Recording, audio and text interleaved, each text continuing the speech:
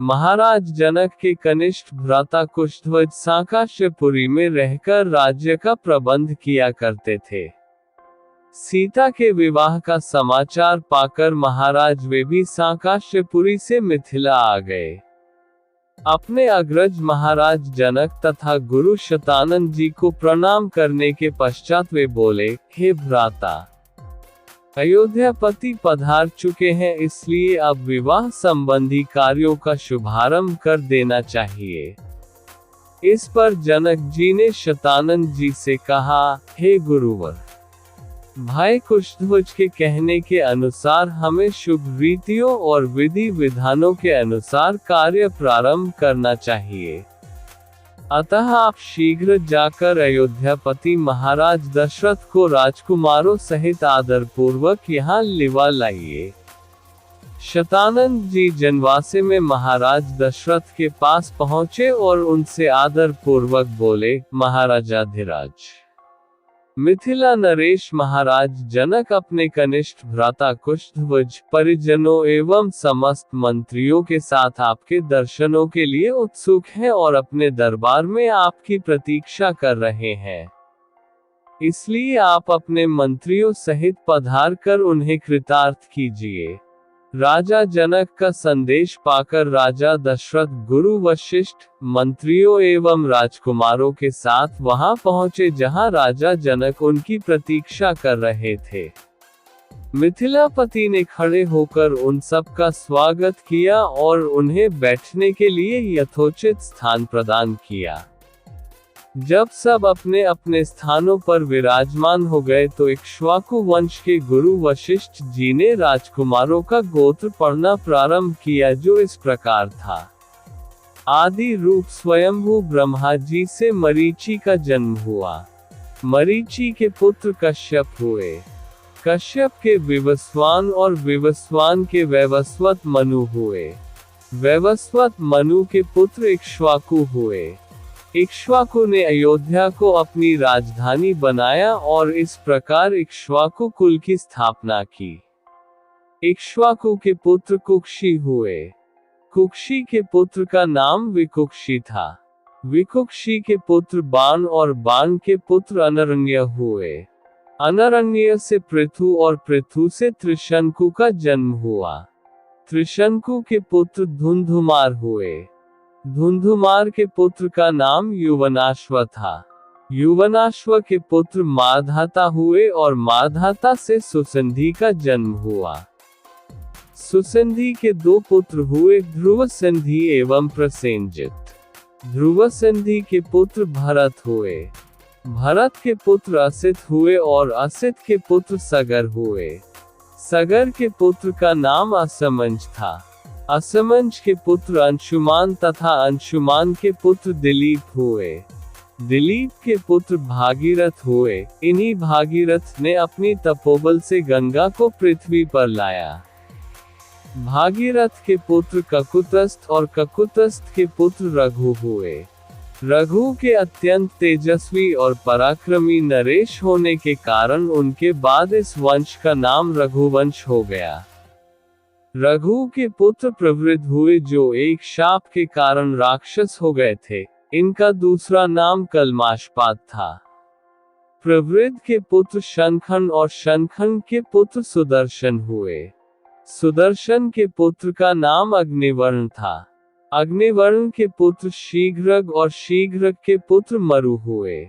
मरु के पुत्र प्रशुश्रुक और प्रशुश्रुक के पुत्र अम्बरीश हुए।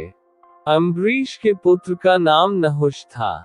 नहुष के पुत्र ययाति और ययाति के पुत्र नाभाग हुए। नाभाग के पुत्र का नाम अज था। अज के पुत्र दशरथ हुए और दशरथ के ये चार पुत्र रामचंद्र, भरत, लक्ष्मण तथा शत्रुघ्न हैं।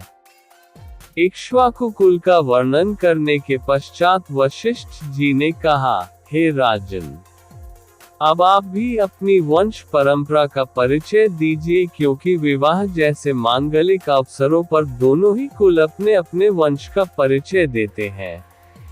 महाराज जनक बोले, महर्षि, आपने सर्वथा उचित बात कही है।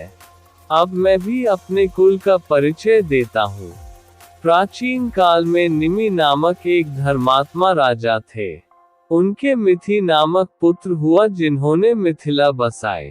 मिथि के पुत्र का नाम जनक था, उन्हीं के नाम पर मिथिला के राजा लोग जनक कहलाते हैं।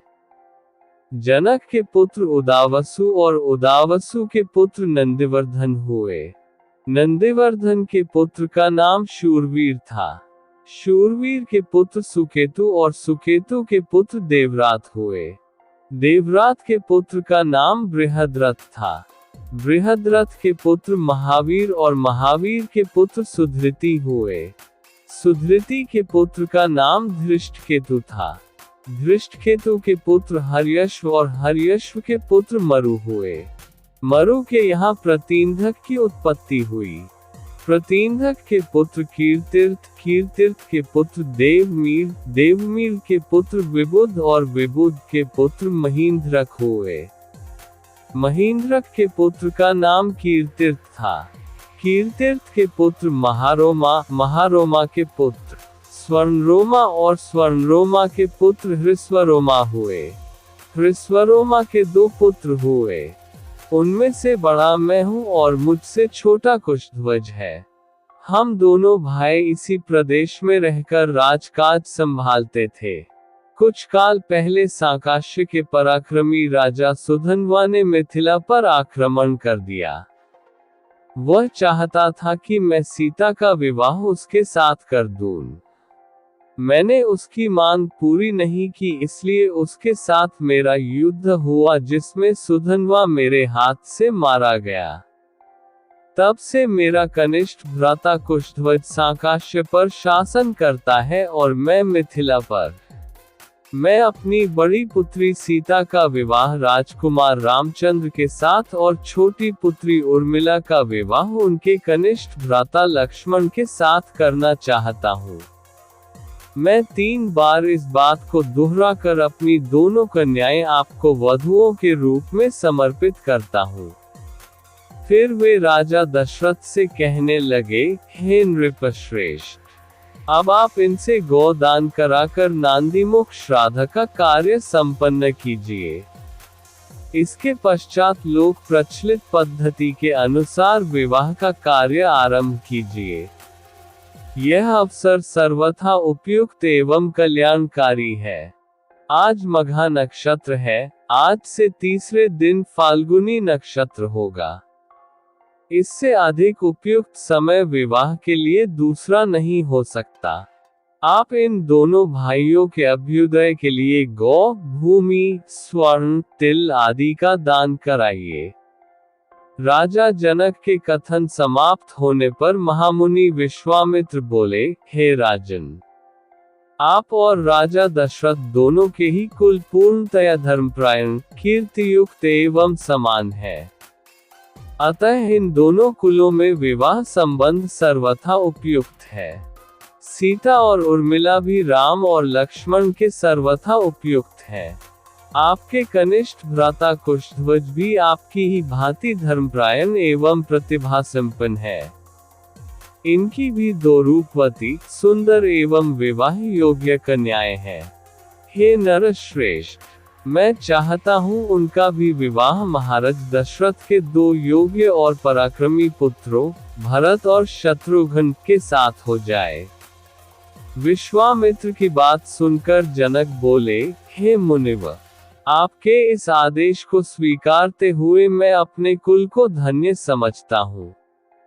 आप भरत और शत्रुघ्न को आज्ञा दीजिए कि वे कुशध्वज की दोनों कन्याओं, मांडवी एवं श्रुतकीर्ति, को अपनी अपनी पत्नी के रूप में स्वीकार करें।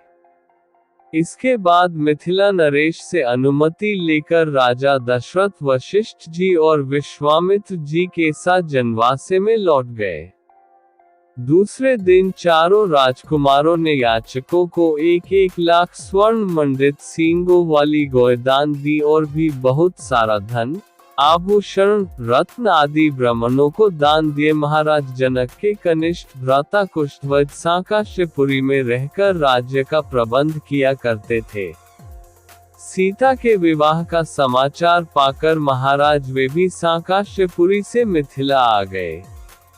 अपने अग्रज महाराज जनक तथा गुरु शतानंद जी को प्रणाम करने के पश्चात वे बोले, हे भ्राता, अयोध्यापति पधार चुके हैं, इसलिए अब विवाह संबंधी कार्यों का शुभारंभ कर देना चाहिए।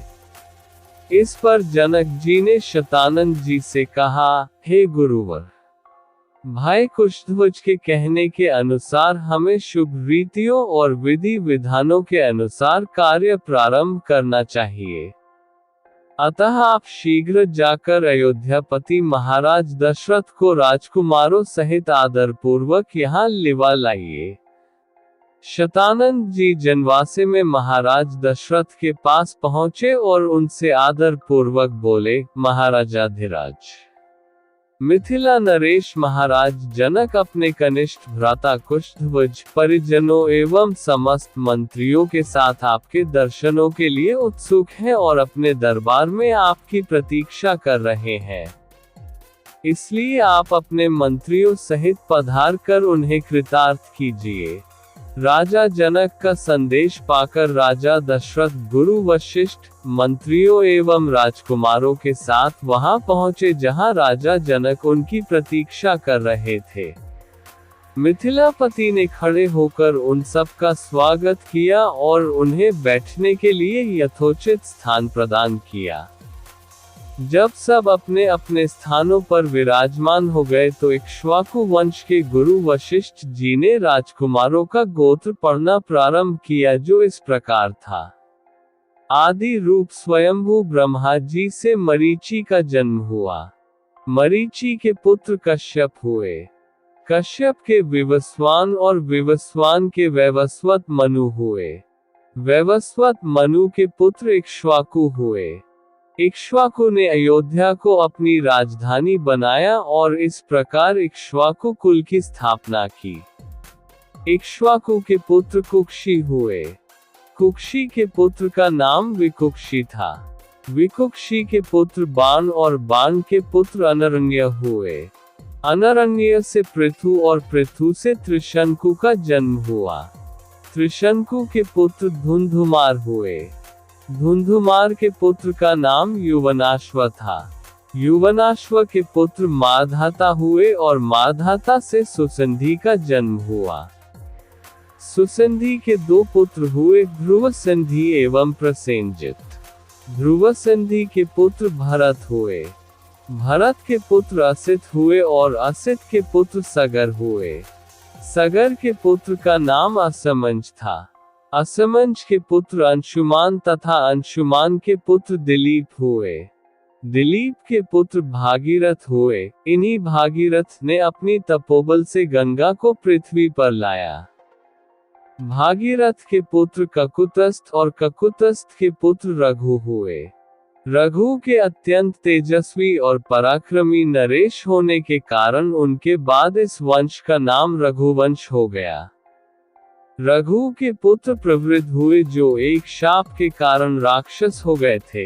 इनका दूसरा नाम कल्माशपात था। प्रवृद्ध के पुत्र शंखन और शंखन के पुत्र सुदर्शन हुए। सुदर्शन के पुत्र का नाम अग्निवर्ण था। अग्निवर्ण के पुत्र शीघ्रग और शीघ्रग के पुत्र मरु हुए। मरु के पुत्र प्रशुश्रुक और प्रशुश्रुक के पुत्र अम्बरीश हुए। अम्बरीश के पुत्र का नाम नहुष था। नहुष के पुत्र ययाति और ययाति के पुत्र नाभाग हुए। नाभाग के पुत्र का नाम अज था। अज के पुत्र दशरथ हुए और दशरथ के ये चार पुत्र रामचंद्र, भरत, लक्ष्मण तथा शत्रुघ्न है। इक्ष्वाकु कुल का वर्णन करने के पश्चात वशिष्ठ जी ने कहा, हे राजन, अब आप भी अपनी वंश परंपरा का परिचय दीजिए, क्योंकि विवाह जैसे मांगलिक अवसरों पर दोनों ही कुल अपने अपने वंश का परिचय देते हैं। महाराज जनक बोले, महर्षि, आपने सर्वथा उचित बात कही है। अब मैं भी अपने कुल का परिचय देता हूँ। प्राचीन काल में निमि नामक एक धर्मात्मा राजा थे। उनके मिथि नामक पुत्र हुआ, जिन्होंने मिथिला बसाई। मिथि के पुत्र का नाम जनक था। उन्हीं के नाम पर मिथिला के राजा लोग जनक कहलाते हैं। जनक के पुत्र उदावसु और उदावसु के पुत्र नंदिवर्धन हुए। नंदिवर्धन के पुत्र का नाम शूरवीर था। शूरवीर के पुत्र सुकेतु और सुकेतु के पुत्र देवरात हुए। देवरात के पुत्र का नाम बृहद्रथ था। बृहद्रथ के पुत्र महावीर और महावीर के पुत्र सुधृति हुए। सुधृति के पुत्र का नाम धृष्टकेतु था। धृष्टकेतु के पुत्र हर्यश्व और हर्यश्व के पुत्र मरु हुए। मरु के यहाँ प्रतींधक की उत्पत्ति हुई। प्रतींधक के पुत्र कीर्तिर्थ, कीर्तिर्थ के पुत्र देवमीर, देवमीर के पुत्र विबुध और विबुध के पुत्र महींद्रक हुए। महींद्रक के पुत्र का नाम कीर्तिर्थ था।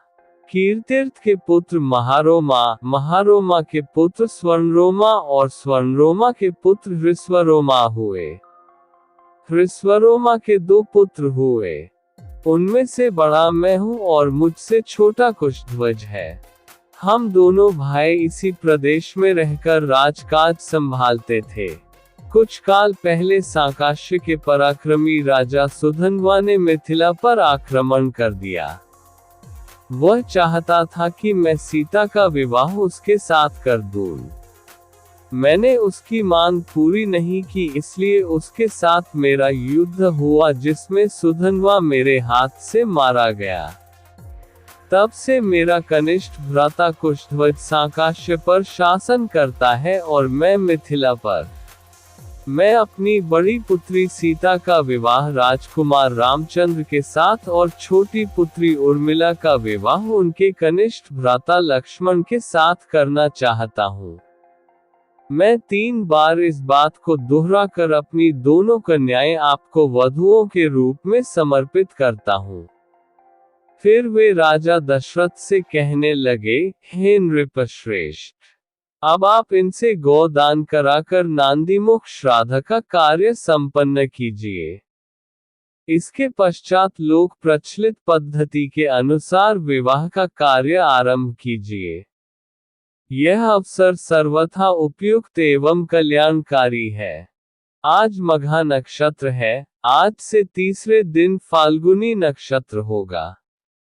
इससे अधिक उपयुक्त समय विवाह के लिए दूसरा नहीं हो सकता। आप इन दोनों भाइयों के अभ्युदय के लिए गौ, भूमि, स्वर्ण, तिल आदि का दान कराइए। राजा जनक के कथन समाप्त होने पर महामुनि विश्वामित्र बोले, हे राजन, आप और राजा दशरथ दोनों के ही कुल पूर्णतया धर्मपरायण, कीर्तियुक्त एवं समान है। अतः इन दोनों कुलों में विवाह संबंध सर्वथा उपयुक्त है। सीता और उर्मिला भी राम और लक्ष्मण के सर्वथा उपयुक्त हैं। आपके कनिष्ठ भ्राता कुशध्वज भी आपकी ही भांति धर्मपरायण एवं प्रतिभा संपन्न है। इनकी भी 2 रूपवती, सुंदर एवं विवाह योग्य कन्याएं हैं। हे नरश्रेष्ठ, मैं चाहता हूँ उनका भी विवाह महाराज दशरथ के 2 योग्य और पराक्रमी पुत्रों, भरत और शत्रुघ्न के साथ हो जाए। विश्वामित्र की बात सुनकर जनक बोले, हे मुनिव, आपके इस आदेश को स्वीकारते हुए मैं अपने कुल को धन्य समझता हूँ। आप भरत और शत्रुघ्न को आज्ञा दीजिए कि वे कुशध्वज की दोनों कन्याओं, मांडवी एवं श्रुतकीर्ति को अपनी अपनी पत्नी के रूप में स्वीकार करें। इसके बाद मिथिला नरेश से अनुमति लेकर राजा दशरथ वशिष्ठ जी और विश्वामित्र जी के साथ जनवासे में लौट गए। दूसरे दिन चारों राजकुमारों ने याचकों को 1-1 लाख स्वर्ण मंडित सींगों वाली गौदान दी और भी बहुत सारा धन, आभूषण, रत्न आदि ब्राह्मणों को दान दिए। ये कहानी राजा जनक और राजा दशरथ के परिवारों के बीच संबंध और उनके वंश की परंपरा पर आधारित है, जो रामायण में वर्णित है। कथा के अनुसार मिथिला के राजा जनक अपनी पुत्री सीता का विवाह अयोध्या के राजकुमार राम के साथ करने का निश्चय करते हैं। सीता के विवाह का समाचार पाकर उनके छोटे भाई कुशध्वज भी सांकाश्यपुरी से मिथिला आकर विवाह के कार्य में सम्मिलित होते हैं। राजा जनक ने विवाह की विधि विधान का प्रारंभ करने का विचार किया और अयोध्या के राजा दशरथ और उनके पुत्रों को आमंत्रित करने के लिए अपने गुरु शतानंद को भेजा। राजा दशरथ गुरु वशिष्ठ और अपने मंत्रियों व चारों पुत्रों राम, लक्ष्मण, भरत और शत्रुघ्न के साथ मिथिला पहुंचे। वहां गुरु वशिष्ठ ने अपने वंश का परिचय दिया, जिसमें उन्होंने इक्ष्वाकु वंश की वंशावली को विस्तारपूर्वक बताया, जो भगवान ब्रह्मा से लेकर राजा दशरथ और उनके चारों पुत्रों तक चली आ रही थी। इसके बाद राजा जनक ने भी अपने वंश की परंपरा का वर्णन किया, जिसमें उन्होंने अपने पूर्वजों का विवरण दिया। राजा जनक ने राम के साथ अपनी पुत्री सीता और लक्ष्मण के साथ अपनी छोटी पुत्री उर्मिला के विवाह का प्रस्ताव प्रस्तुत किया, जिसे राजा दशरथ ने सहर्ष स्वीकार किया। इसके साथ ही मुनि विश्वामित्र ने प्रस्ताव रखा कि जनक के भाई कुशध्वज की कन्याओं मांडवी और श्रुतकीर्ति का विवाह भरत और शत्रुघ्न के साथ भी संपन्न हो। विवाह की शुभ तिथि मघा नक्षत्र से 3 दिन बाद फाल्गुनी नक्षत्र में निर्धारित की गई। इसके बाद चारों राजकुमारों ने याचकों को स्वर्ण से मढ़ी गायों और रत्नादि का दान दिया। इस प्रकार ये कथा न केवल 2 राजवंशों के वैवाहिक संबंधों की कहानी है, बल्कि इसमें धर्म, संस्कृति और परंपराओं के आदान प्रदान का भी विशेष उल्लेख है।